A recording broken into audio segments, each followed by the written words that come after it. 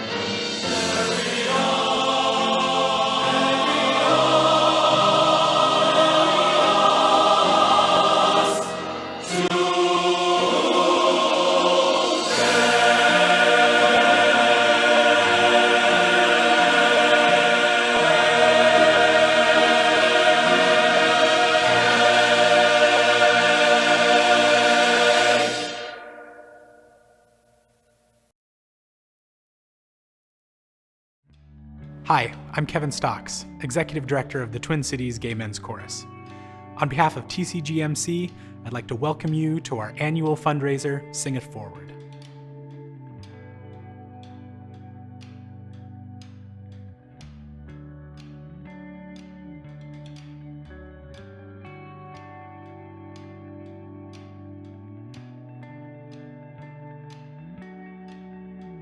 I joined in 1981. I believe it was the second concert. The very first concert was with Larry Whiteley, and it was at the Minneapolis Library, I believe. Is there one performance from those first few years in the chorus that you remember as being particularly impactful or meaningful? One of the pieces that the mass choirs did at the gala concert was Randall Thompson's Testament of Freedom. And it was just, an incredible work to sing. At that time, we talked about our rights and to be who you are. And it was a really powerful work, and people were just, immediately stood up and started standing ovation. And they wanted an encore, but we didn't have anything prepared. So Philip Brunel just had us do the whole work again. We repeated the whole thing again, and people still loved it. That was a really remarkable experience, to be part of a mass choir of gay and lesbian singers and to sing a powerful work and have the audience respond so strongly and so favorably. That was really, I remember crying afterwards. It was so moving. In what ways does your membership in the chorus still affect you today? When I first started the organization, I was very hesitant about being part of a gay group and didn't feel comfortable always being a gay person at the beginning. And I think the chorus really helped me feel good and be proud of who I am as a gay man. It really helped my coming out process at the time of meeting other gay folk and becoming friends and establishing a circle of friends within the chorus. That really helped me a lot during that time. Life in the 80s was more challenging, I think, at that time, because you always had to be on guard and be afraid of somebody outing you or something that you did would give it away. Gay people were not accepted. They were chastised. They were put down. They had very few rights at that time, and so many people could lose their jobs just for being gay, or families would disown their children for coming out to them. And I think the whole societal norm at that time was that being gay is wrong, and then the whole AIDS epidemic, they blamed us for that disease, and that it was our own fault, and that we deserved that whole epidemic, that it was our fault for being who we are, and that was God's punishment. And you were always worried about which one of your friends was going to come down with it, or what it was going to be like if somebody really close to you got really sick, and how you're going to react to their illness and their eventual passing. And just the fact that so many people were getting sick at the same time, and so many people were dying from the disease, that it was a kind of a depressing time also, that we went to so many funerals and memorials during that time, that it was kind of overwhelming. What is the role of gala choruses or a gay men's chorus for the gay community now, do you think? Well, I still think it's important to reflect to the community that gay and lesbian people have important contributions to make, especially to the arts. And then also just to give that sense of community that the chorus provides for especially people that are new to coming out, or new to being, especially the younger people that are looking for ways to make positive connections with people. That being part of the Gay Men's Chorus really helps build that community and makes them feel good about what they're doing in the gay community. That is a really very unique thing about the chorus, is that positive representation. Right. That's wonderful. And I think it's great for it's great for people who maybe don't have a high comfort level with the gay community to go to a concert and see that, we're all the same. Right. We're so lucky, aren't we? To be a part of this organization. Yes, for sure. I hope it continues for many, many years.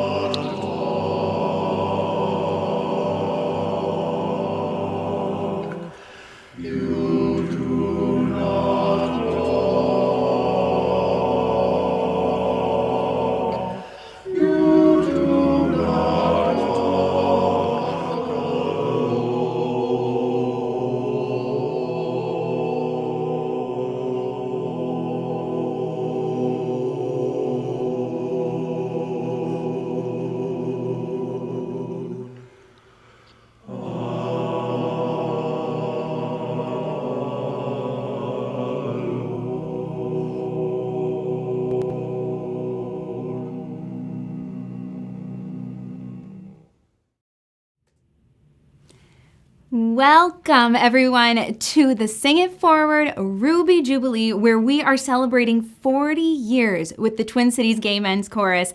I am Sarah Jean Knox. I'm going to be your fundraising host this evening. Some of you might recognize me as your auctioneer from previous Sing It Forward gala events. Others might just recognize me as a bad Judy Garland knockoff. Either way, it is my pleasure to be your host this evening. We have so many great things for you tonight, and this program is going to go fast. It's going to go furious because we have a lot to give to you in the next 30 minutes, and we're so excited to have you here. I wish more than anything that we could be together in person, but since we can't, I am so grateful that you are letting us into your home tonight, and I love what you've done with the place. It's looking wonderful. Well, as you can see, we are coming to you straight from the Emerald City. And we are going to be taking a journey with you tonight. And as we do that, we're going to explore the courage and the heart and the brains behind and around the Twin Cities Gay Men's Chorus. And we're also going to talk a little bit about how it has become a home for so many. We have, again, so many wonderful things for you this evening. And if you haven't registered yet That's totally fine. You can do it right now. It's super easy. You just need to go to tcgmc.org/Ruby Jubilee, and there you'll find how to register. Go on. It's completely free to register. Many of you are already there. I know that because you're bidding on auction items already. However, if you have not registered, you're going to want to, because that's how you bid on auction items. That is how you are going to be able to get that awesome raffle for the Wall of Wine, which is going to be a $1,000 wine gift card from Wine Thief in St. Paul. So you make sure you go on and get that. It's $25 for one raffle and $100 for 5 raffles. So the math there is obvious. Just put in $100, then you can get some wine if you're the lucky winner at the end of the night. So that is going to be done at 7:30. So let's see, we're looking at, it's 7:18. So we have about 12 minutes left on that. So go and bid.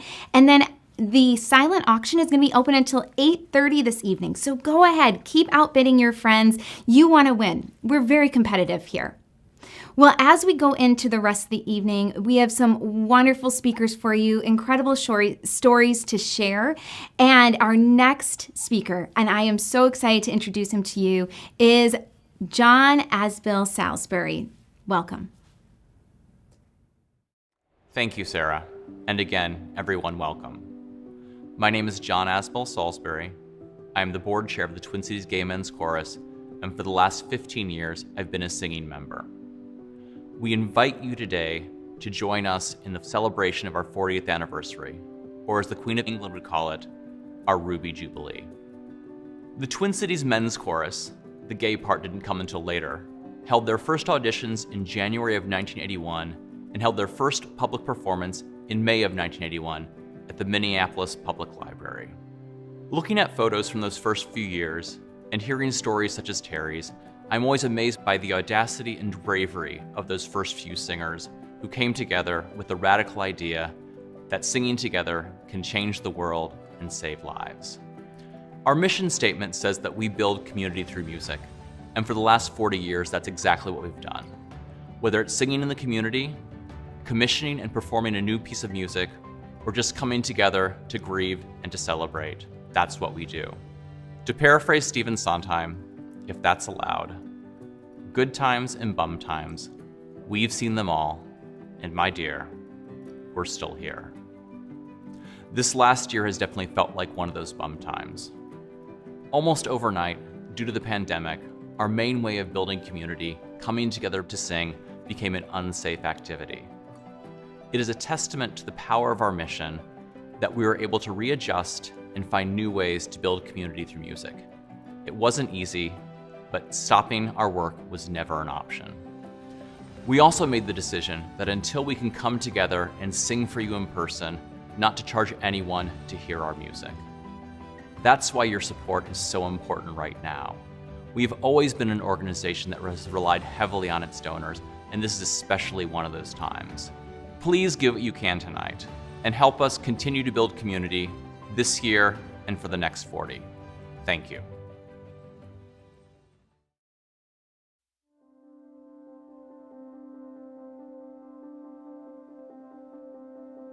I'm Tanya Haber. I'm senior pastor at Westwood Lutheran Church in St. Louis Park, and I'm delighted to be here as a big fan of the chorus for the last 3 decades. My brother Mark Haber has been singing in the chorus, and so have been coming to concerts for a long time. And something that I'm personally grateful for over these years, my husband and I have raised 2 daughters, and they have been coming to concerts since they have been tiny. Having my daughters watch this courageous group of men stand up on stage several times a year and say, "This is who I am." And my kids knew that being gay at times has been a very difficult thing, sometimes even dangerous thing. And so for them to grow up witnessing the courage of these men to stand up and say, "This is who I am," we create a safe space for others, and we share that message with the community, has really been a gift. As I think about the chorus and how courageous they have been, because I do believe that's true, I think back especially on a tour that the chorus did, and I don't know how many years ago this was, but it was through the Deep South. And I remember my brother telling me stories about the chorus's experience down there in a culture different in some ways than here. And I just thought it was such a courageous move, first of all, to choose that part of the country, and then hearing the stories that came out of that, of the choruses that they were able to support, the people who were there, individual stories that came out of that, where our chorus was modeling courage throughout the South. So today I see the chorus modeling courage primarily through the outreach activities that they do. We as a church, the congregation I serve has had the chorus come out a couple times. Last winter they came out in the middle of a blizzard. I think about half my church was there, about half the chorus was there, but it was wonderful. So we rescheduled, and the next time they were scheduled to come was the week after we went into lockdown. So we'll schedule that again. I also think about the themes that the chorus uses in some of the concerts, particularly around the commissioned works, have been pretty bold themes around issues of pain and suffering and justice. And those concerts, although they're heavier and harder, are a courageous statement to our greater community, and I'm really grateful for that. As I think about the chorus's role in our community and in our country in the future, I look at the ways that we so desperately need groups and people who stand up and use their voices through singing for the sake of communicating justice and compassion and love and acceptance and tolerance and affirmation and all those values that we so desperately need lifted up in our world today. I see the chorus as having this kind of sweet spot in our community between being both a premier choral organization and also a group that has this outreach component and a commitment to really get the message out there. And so I envision them in the future going forward with those two things as a really strong and effective tool for the common good. And I'm grateful for them and excited to see what they're going to do with that. Thank you so much, Tanya. Courage inspires courage, which is why the outreach and all of the community building that the Twin Cities Gay Men's Chorus does is so important. They are out there encouraging people and reaching out to them as a part of their mission. They are there to build community through their music, and that is what they have done for the past 40 years and plan to do for decades more. This past year, the Twin Cities Gay Men's Chorus has been able to adapt to our socially distanced climate that we've had and still continue to build community. And not only that, they have committed to make sure that anyone can hear their music without having to pay for it, which is why our support is more important now than ever, so that we can continue to stand behind them and encourage and endorse their mission of building community. And that is what they're doing, and that is what you are doing by being here tonight. Your choice to even show up here and stand with the chorus and support the singers gives them courage to go out and do what they're doing, knowing that they have you behind them, just saying, hey, we're here for you. We believe in you. We appreciate you. We love the work that you do, and we love to hear you sing. We love everything about this chorus, right? The fact that you're showing up tonight doing that and supporting them is what gives them a little extra oomph in their step, going on out there to continue to build community and reach out to the people who need it the most. So right now, we are going to step in and we're going to show them exactly how much we care about the work that they do. And we're going to do that with our wallets. We're going to open up those phones. You may have received a text from Handbid earlier in the evening, and you can simply select that.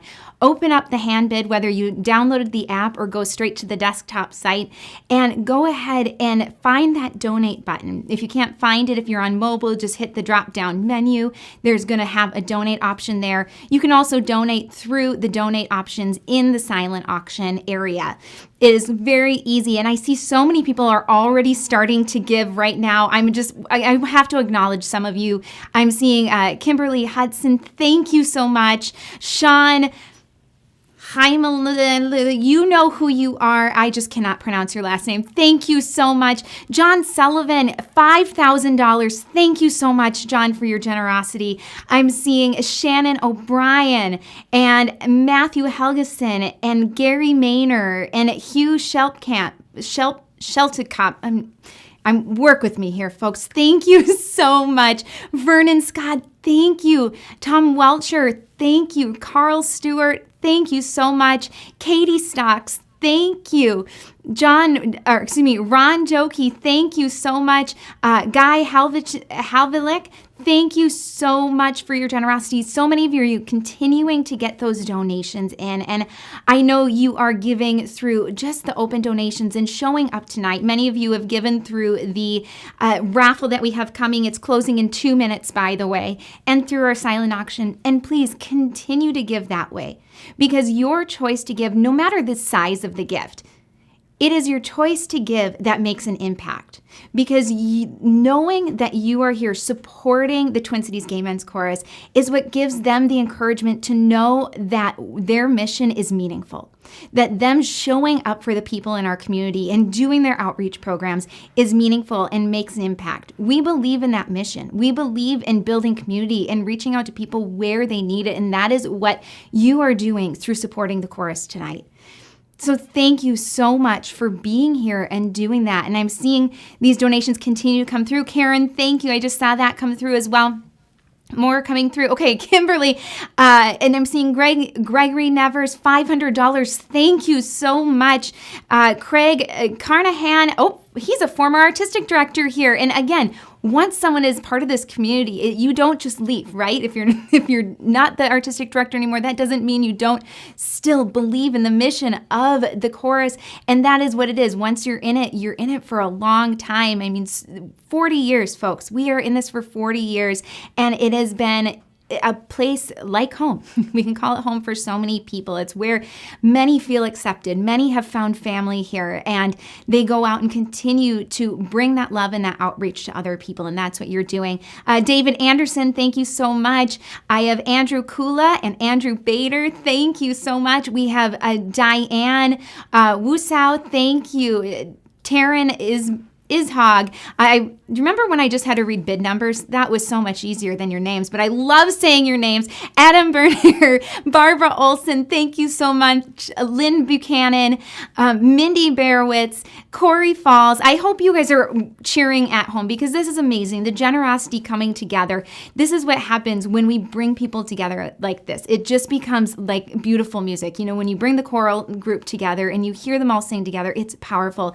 And the same thing happens when we come together and support a group like this financially. We just see these numbers continue to grow. Corey Falls, Stephen Leach, John Stiles, Jacob Sarek, thank you so much. Brian Gusman, I am seeing you come in right here.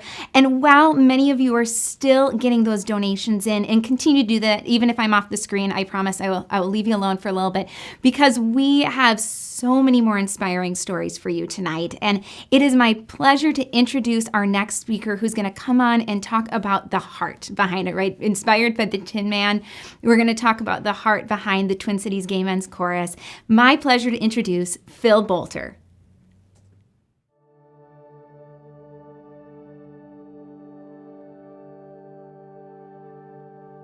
My name is Phil Bolter, and I have been treasurer of the board for the last 2 years. I've actually been a season ticket holder since 1997, and I've never been a singing member, but I appreciate good music. Well, I also work as an Episcopal priest, and I think in my work, heart means the way people connect with each other. I moved from Dallas, Texas to Minneapolis, Minnesota in 1983. Subsequent to that, I was invited to the Gay Pride concert for the Gay Men's Chorus. And I was amazed to go and sit and listen to music made in public by gay men for community. I was here for about 18 months, and this was at the dawn of the AIDS crisis. And when I flew back home about 18 months later, I remember very distinctly that most of the men I knew were deceased. They were gone. And I went back home for about a week, and I really was bereft. I had a hard time coping with it. There was a man at the church I attended who was a deacon there. His name was Randy Kingsbury. And I knew Randy fairly well, and he came down with AIDS. And two of my visions of Randy are as follows. One is I went to a gay pride picnic the year he passed away, and he was there, but he slept the entire time under a tree. And every time I see his name in the memorial list, I remember his love for the community, his excitement about being an out gay man. And those days are long gone now, but that memory of the heart and the relationship remains. And truly, that's how I have survived. I've been through 2 divorces, 5 houses, the raising of 2 sons, and throughout that time, the chorus has been there for me. And in important times, when the marriage amendment was considered, when our community's been facing discrimination and other communities have faced discrimination. We all know that COVID has dealt a severe blow to our concept of community, but I have been just so amazed that the chorus has pivoted and become a source of community for a larger group. And I say that knowing that our last concert online had an attendance that was far beyond what we would have expected if we'd been at Ted Mann. And I've watched my friends that are in the rows around me who are season ticket holders express their gratitude that we've continued to make community through music during this time. Because, to be honest, it's even more important now. In light of George Floyd, in light of COVID, in light of the stress that our culture and our communities are taking right now, we need to be there for each other. We need to express that heart. And I think the chorus does that brilliantly.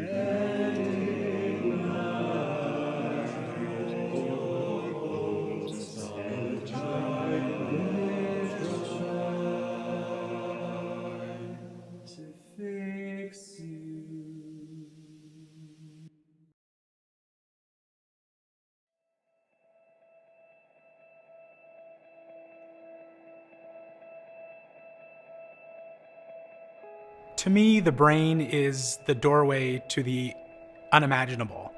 Most certainly, the brain is important to solve important problems that we're faced with. Certainly right now, a big part of my role is to address the things that our organization needs to move forward, and most certainly the brain is a critical tool for that. When the LGBTQ choral community was founded at the beginning of the AIDS epidemic, and when TCGMC was founded in 1981, it took great insight and ingenuity to recognize and realize that choral music and singing and artistry and music in general could really share the message of what was important and what was going on in the day. And there's no doubt that because of that foresight and ingenuity, the LGBTQ community was able to share a message that wasn't being heard. When I think about how brains are important in our current moment, I can't help but think about something that we've been saying a lot recently amongst ourselves as a staff and a board, is that what we're doing is we're building a motorcycle while we ride it, which is really interesting because most certainly we're trying to make every effort and go through every single possible outcome to do whatever we can do in the way we can do it with the resources we have in a safe way. And so that's one way brains has been really important in the current moment we're in right now. Looking ahead to the future, and with all the things that we've learned during this time, I really think there's some great opportunities ahead to capture some of these things that we were forced into, but have learned can really serve our organization and serve the work that we do moving forward. Now, we certainly don't want to be an exclusively virtual choir for the long term, but what we really think we can do is to take our mission outside of the concert hall and really do some things that allow us to reach more people and continue to build community through our music in these new and different ways.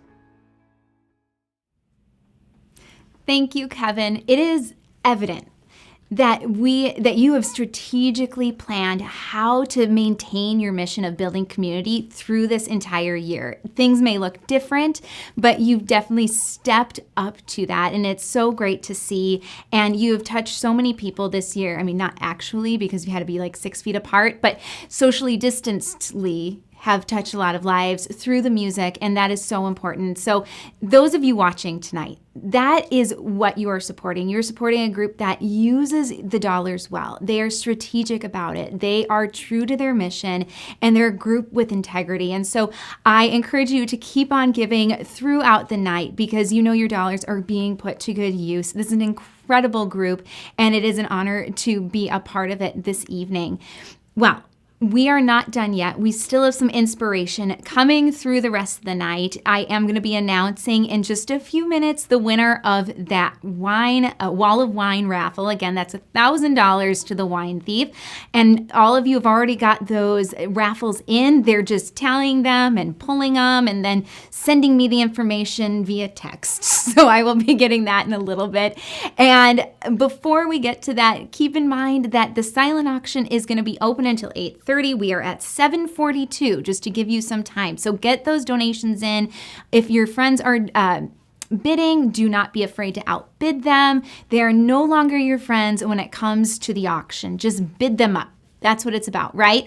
So go ahead and get those in. But we have another song for you, and we also have more inspiration coming to you from our artistic director, Gerald Gers.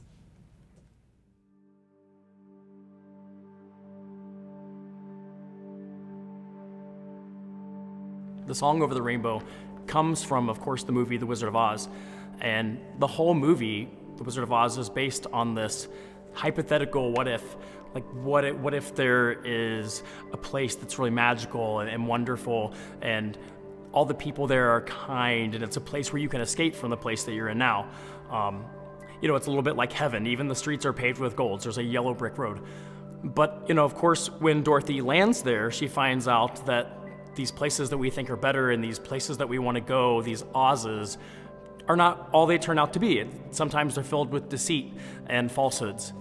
And of course, what does Dorothy find when she gets to that magical place, Oz? That she wants to be back home. At age 20, I came out as a senior in college in the middle of nowhere, Kansas, Emporia, Kansas. But when I did come out, it wasn't an easy transition. Lots of my friends and my peers just did not agree with it. You know, you're gonna go to hell, we'll pray for you. Some of them just stopped talking to me altogether. So this town that I had lived in for 20 years of my life, all of a sudden felt least like home. In 1999, I did find a new home though, with Gala choruses. It was this wonderful place that I had never seen before in my life. It was Heartland Men's Chorus in Kansas City, which is about 2 hours north of Emporia. And so it was nice to escape where I could just be myself. But more importantly, I found a room full of 150 so men, singers, with whom I identified, and showed me 150 different examples of what it meant to be gay. It was kind of life-saving. In 2018, I was honored to have been selected as the next artistic director for the Twin Cities Gay Men's Chorus, and nothing could have been more of an Oz or a homecoming for me than returning to the Midwest and being able to lead one of these great choral traditions and gala choruses. The Twin Cities Gay Men's Chorus was like Oz, except we didn't have flying monkeys. Well, we do have first tenors, so it's a little the same. But more importantly, Twin Cities Gay Men's Chorus is singing and working towards a transformation of turning this world we live in to now into an Oz for all people, where all the dreams really do come true. So what if there really was this magical place, this Oz, that we could create here? And so Twin Cities Gay Men's Chorus is creating that Oz, that what if, right here in our own community and in the broader community. Twin Cities Gay Men's Chorus doesn't just dream about a world of what if and Oz and if all things could be wonderful and perfect, but we actually think that we can try to build one. And we're building an Oz, a home where dreams come true for everybody. Somewhere, somewhere, somewhere, somewhere, somewhere,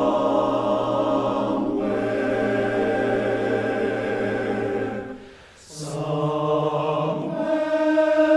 over the rainbow, way up high, there's a land that I've heard of once in a lullaby.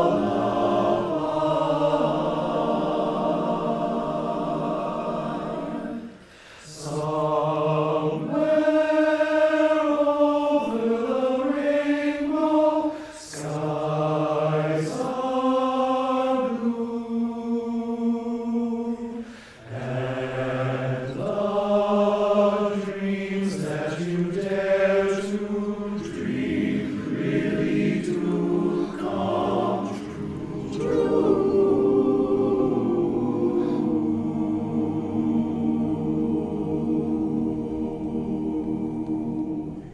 Someday I'll wish upon a star and wake up where the clouds are far behind me.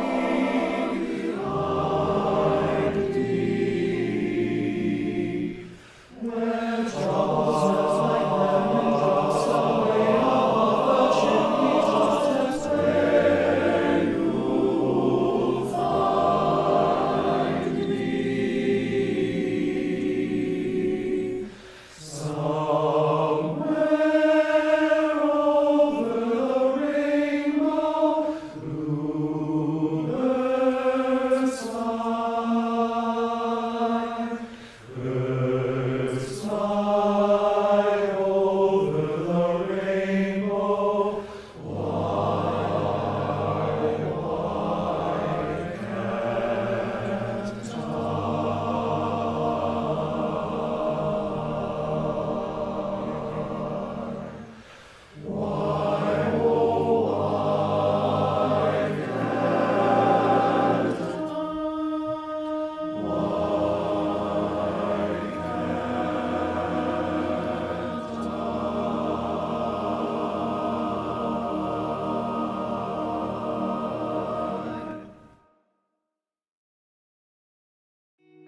On behalf of one of the community partners, On behalf of our artistic collaborators, On behalf of our board of directors, From the members, On behalf of the staff and volunteers, On behalf of the board and audience members, I want to thank you. thank you. Thank you so very much. Thank you this evening. Thank you. Thank you so much for supporting the Twin Cities Gay Men's Chorus.